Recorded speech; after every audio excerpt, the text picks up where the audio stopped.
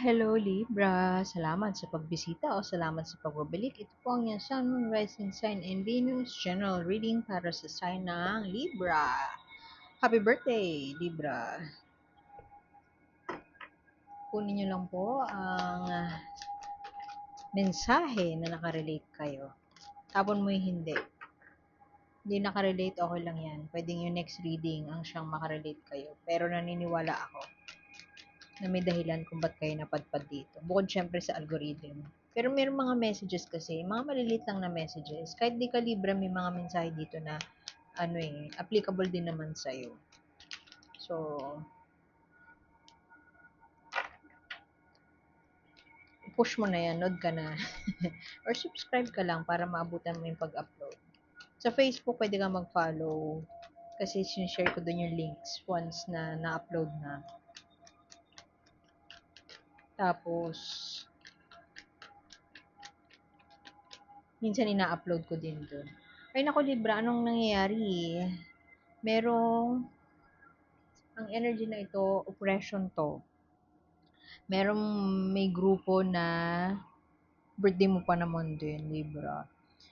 May grupo na, pwedeng bagong sapi ka dito sa grupo na ito. Pwedeng bago ka sa trabaho, tapos meron kang parang may grupo dun sa workplace mo na na-encounter mo. Pwede din naman na mga boss mo to, mga executive sa company ninyo, pero pwede din naman na family to ng kaya ako sabi we take what resonates kasi ang daming pwede applicable. Kasi itong mga cards na to, iisa lang ang energy ng mga yan. So, depende lang sa sitwasyon nyo. Kaya take what resonates. So, ngayon, pwede din itong family ng in-laws, trabaho, family ng asawa mo, ng boyfriend mo, ng girlfriend mo, grupo, o kaya pwede din na tropa niya, mga barkada niya, pwedeng hindi sila approved sa'yo, pwedeng binubuli ka nila, however you see it as bullying, ganon. Not necessarily sinasapak ka, may violence or inaapi ka, pero yung alam mo yun, you don't feel na you belong, ganon. May ganon ang energy niya. So, yan ang core energy ni Libra ngayon. Tapos, sinundan pa agad ng mga cards na ito. Medyo napapraning ka na, napapaisip ka na, merong parang controlling na sa paligid mo. You feel so trapped. You will feel so trapped. Pwede din naman na you felt so trapped in the past sa grupo na ito. And ngayon, parang you would seek ways, iniisip mo na paano ka i-exit. Kasi merong energy ng isang controlling na tao. Emperor in reverse. Pwedeng Aries. Ewan ko kung nabasa nyo yung book na Surrounded by Idiots. May magandang book akong nabasa, Surrounded by Idiots, ang title niya. Ang kinlasify niya yung mga tao, red, blue, green, and yellow. So, parang ang purpose ng book is para maintindihan natin yung mga klase ng tao na na-encounter natin daily. Yung red, ito yan, ang red. Ang red ay sila yung mga bossy, sila yung mga um, rebels, ganyan. Sila yung they will find their way out of a situation and they come off as very bully. Pero hindi sila talaga bully. Gano'n lang talaga yung personality. Very dominant, very strong personality. So, maaaring yung tao na yan ang kinakasagupan ni Libra this month. Pwede din naman na napapraning ka na sa tao, pwedeng partner mo yan kasi yung tao na yan parang tinasabi niya sa'yo kung ano yung dapat mong gawin, parang pinapakailaman yung mga decisions mo. Pwede din, I don't feel like, ano to pala, suddenly, nung lumabas itong tower, parang hindi siya bago. Hindi bago, itong controlling na tao na yan, hindi na siya bago sa'yo. Pwede kasi na tatay mo yan, pwedeng nanay mo yan, pwedeng older sister, brother. Very extreme to, pero may mga tao na maaaring nakaka-relate dito. Pwedeng yung family member na yan, na nag-a-assert ng control over you ay inabuso ka dati. Sorry kung yun yung sitwasyon mo, pero sorry din kung halimbawa na may na-offend. Kasi, pero totoo siya. May mga naabuso talaga at hindi tayo para husgahan sila. Kasi merong iba na naabuso na naging mapang-abuso na rin sa kapwa. Ganon. So, kaya ako nasabi yun, di ba sabi ko kanina, pwede din naman na yung iba sa inyo talaga bago sa work, pero with the tower here in reverse, I don't feel like bago tong sitwasyon na to. So, matagal mo na siyang pinagdadaanan, matagal na siyang pinagdadaanan ng Libra. Pwedeng this month, your birthday month, yun na yung paglaya mo iniisip mo yung ano mo, exit mo, no? Mukhang yun na. Pero with the tower again here in reverse, it seems like hindi ka pa exit agad-agad. Medyo nandun ka pa sa vortex and mahirapan ka pang lumabas or makalabas or makalaya. Nag-iniisip mo pa lang parang, paano? Yung ganun. Parang I feel so alone. Tingnan mo siya, oh, para siya mag-isa. Pero reverse mo nakuha. So, it seems like somehow it's a good news na may recognition na or acknowledgement na this relationship or this dynamic, not necessarily romantic relationship, pwedeng family dynamic, pwedeng work dynamic.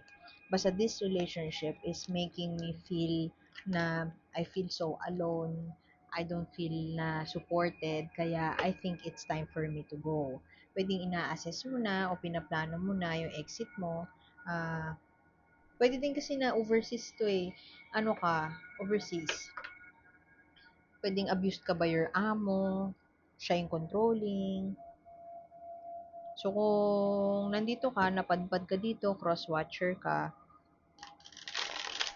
may loved one ka na nasa abroad, i-check nyo siya kasi excuse me, baka siya ay abused by the amo. Baka lang naman. Check nyo lang. Wala namang masamang i-check. Pero huwag nyo sasabihin na, oy, naabuso ka daw, sabi ng tarot reader. Huwag naman ganun. Kasi hindi naman applicable sa lahat ng tao tong sinasabi ko eh. Kakaiba kayo ng sitwasyon. General lang to. Kung gusto niyo ng personalize, check nyo how to dyan sa link sa description. Pwedeng nawawalan ka na ng time para sa sarili mo. Nawawalan ka na ng ipon para sa sarili mo because of this controlling person. Pwede din naman na nauubos na ang iyong lakas dahil sa abuse and manipulation of this person. Uy, ang ganda nito. Etong card na to, yan yung kapraningan. Pero, sir, clarifying that is the Ten of Cups. This is emotional fulfillment. Tingnan mo sa kanya, elephant, tatakas na siya. Aalis na siya dun sa what used to be a joyful, di ba? Tingnan mo, playground yan. Supposedly, for a kid, it's something na joyful para sa'yo. Happy place, di ba? Akala mo, nandun ka na sa happy place. Pero, ang dinulot lang sa'yo ay, ayan, tingnan mo, yan yung happy place, no? Pero, parang, nagtatago sa pader yung mga bagay na hindi pala sila ganon.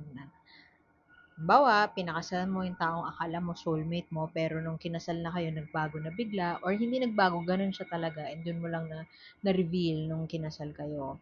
So, what used to be your happy place is no longer a happy place, and aalis ka na doon. So, akala mo everything is all good, all well, pero hindi pala. Pero, aalis na siya. Sasakay na siya sa elephant niya, naalis siya. So, feeling ko ikaw yun, Libra, aalis ka na rin. Pero malakas talaga yung tower dito kasi ang tower na reverse mo nakuha eh. Ang tower na reversed ay isi-sweep niya pa under the rug. Magpapatay mali siya pa siya. Kahit alam niya na nasasaktan na siya, magkikibit balikat siya. Parang, hindi, okay lang yan, magbabago pa yan. Yung ganun. Nandun ka pa sa stage na yon. So, pero feeling ko, may recognition na rin in one way or another na example ng recognition ay ito ngayon. Tapos parang marirealize mo, shit, hindi pala ako masaya. Tama yung mga sinabi ng kaibigan ko, hindi pala ako masaya. Malungkot ako. So, maybe it's time for me to go. Maybe it's time for me to venture into another, Mag-iisip ka ng mga paraan ito, regrouping. Mag-iisip ng mga paraan, pero pwede din na hindi, katatamaran mo siya. Mag-iisip ka lang na mag-iisip, i-overthink mo lang siya ng i-overthink hanggang hindi ka fully makaalis. Letting go. Parang bahala na, tigil ko na to, bahala na. Mukhang ganun, darating ka sa ganun ngayon. Pero sa ngayon, parang tinatansya mo pa kung tama ba yung decision mo na magbahala na si Batman, naalis na ako, hindi ko na kaya to. Ganun. Kasi I strongly feel like medyo malakas pa ang pasensya mo at endurance mo kasi it didn't happen overnight yung nararamdaman mo. However, abuse looks like to you, it doesn't have to be abuse na yung sinasaktan ka eh. Hindi din siya necessarily tied to yung verbal abuse na sinasaktan ka by words. Doesn't have to be like that. Pwede din kasi na yun nga trapped ka lang sa isang sitwasyon na halimbawa napurma ka na ng kontrata, o hindi ka makaalis dun sa ano, hawak ng amo mo yung passport mo, pwedeng ganun. So, pwede siyang overseas and nami-miss out mo na yung opportunities. Let's say, hatakin ka ng mga friends mo, no, yayain ka na, oh, ano naman tayo, gala tayo, hindi ka maka-say yes sa kanila kasi parang for some reason, nakatali ka doon sa kung sino man tong abusive na tao na yan. Pwedeng work yan eh. Pwedeng very, very workaholic ka, hindi ka na nakakalabas, hindi ka na makapag-enjoy. Gusto mo nang umalis, hahanapin mo yung personal fulfillment mo, pero let go, pares to, let go. Kasi napapansin mo naubos na yung pera mo, hindi ka na masaya, ita-try mo na mag-isip ng mga paraan, pero um, this October, hindi siya mangyayari this October yung success na makalaya. Pwede kasing yun nga, magpapatay mali siya ka muna, no? Hindi mo muna papansinin, mapapraning ka lang, tapos malulungkot ka lang dun sa sitwasyon mo, tapos iisipin mo, and missing out on opportunities, magwawalo ka pa doon. Pwedeng mag-a-attempt ka na umalis, mag-regroup, mag-isip ka ng mga paraan, pero hindi pa siya fully will come to fruition. Plano pa lang, at medyo mabigat pa tong October para sa'yo. Kasi medyo malakas pa ang puwersa ng mga mapang-aping mga nilalang this October. So, medyo injure mo pa. Sana next month magbago. So, yun. Kuha tayo ng mensahe mula kay Universe. Um, Babasahin ko yung full ano nito ha. Full description from the guidebook. English nga lang nga siya. Kuhanan pa kita isa. Gusto ko pa ng isa. Okay, the priest. Ganda oh. The priest, perseverance and faith. Ang ganda, manalig ka. And the faith, accepting help, guidance. Nako, parang hindi ko na kailangan. Alam mo, ang ganda ng oracle card na ito. Consistent siya. Supportive sa, sinusuportahan niya yung earlier readings ko, which I like. Kasi parang need I say more? Andun na sa description, no? Yung ano. The priest muna tayo. Babasahin ko para kayo din may sarili kayong interpretation. Bukod sa hindi ko to kabisado. Hindi ko pa siya naaaral. Medyo malalim kasi siya. Very poetic. Alam mo yun. Unlike yung ibang oracle cards, diretsahan. Ito, very poetic siya. And parang, hindi ko siya mabibigyan ng justice kung yung sarili ko lang na interpretation ang gagamitin ko. The priest. Silence fills the temple, warm and welcoming in its perfect hush. The priest turns their face to the sunlight, waiting for the gathering of the faithful. No matter what challenges are in the priest's life outside of these walls, there is hope to be found in every challenging situation. They just need the courage to persevere and will that hope into existence. A difficult challenge has come and gone, and in its place is the promise of a new dawn. Within you is everything that you need to bring about your happiness. Oh, you are resilient, and every tragedy brings in an important lesson. Have faith, and you will be rewarded. Umalis ka na dyan, charot. um, Manalig ka na everything will turn out right. Trust in the process. Yun ang interpretation ko dyan. Kasi, ayoko naman pilitin na umalis ka na dyan. Pero may, ano na yung pagbabawas na eh. Pagbabawas na ng mga gina-juggle. Kasi tingnan mo, nag-juggle siya, oh. Ang upright net, reverse mo nakuha. So, mukhang magbabawas ka na. Magle-let go ka na ng mga parang, pwede kasing na kinikip mo tong relasyon na to, pwedeng employer or romantic relationship kasi parang may perks, may mga binibigay sa'yo na hindi mo makukuha sa iba. Pero sa ngayon, you will come into a realization na hindi ka naman talaga masaya. Parang may boss kang kakainis. So, parang, is it worth it? Not really. Siguro ganon. The fate. 52.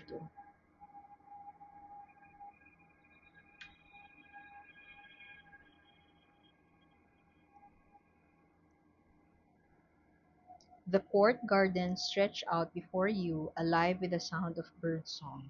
A couple passes in the distance, their laughter faint and cheerful. The sun, encompassed in its blue sky, warms the world around you. All is peaceful, and yet you feel as though you are being watched. The faith sees everyone, sees their lives like shining threads, weaving the tapestry of life. The faith sees each person's beginning and when and where their stories end. They're sworn not to interfere when those threads get tangled, but they can still offer some insight here and there. You have assumed the role of fate, keenly aware of the tangled lives of those around you. Where you can see others struggling, now is the time to help them, even in a small way. Everyone's lives exist in the same tapestry, and by helping them, you may also be helping yourself. Alam mo, ang interpretation ko dito, if you find yourself very much depressed right now, or very much in a very lonely situation, energy na nakukuha dito, loneliness. Hindi ko sinasabing lonely ka, pero there's much more out there.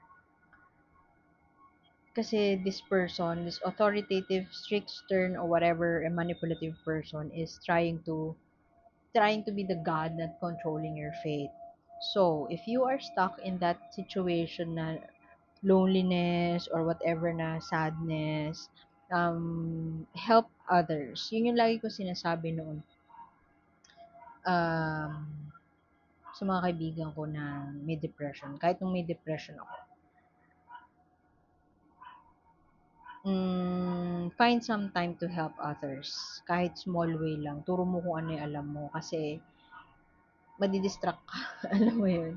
Um, by helping others, you also help yourself. Yun nga yung sabi nung card mo, di ba? So, it will get you out of that entanglement, or it will get you out of that preoccupation na ang dami mong iniisip. So, pahihingahin nun pagtulong sa iba yung utak mo kasi basta may energy siya of parang you will have that sense of meaning and purpose, parang gano'n. Kung di ka naniniwala, try mo, tas balikan mo ako. Kung di ka naniniwala sa akin na nakakatulong sa kalungkutan ang pagtulong sa iba. So, anyway, iwan ko na yun doon, Libra. Salamat sa pagbisita at like, share, subscribe lang po. And sana makita ko ulit next time. Ako po si A and see you soon. Bye-bye!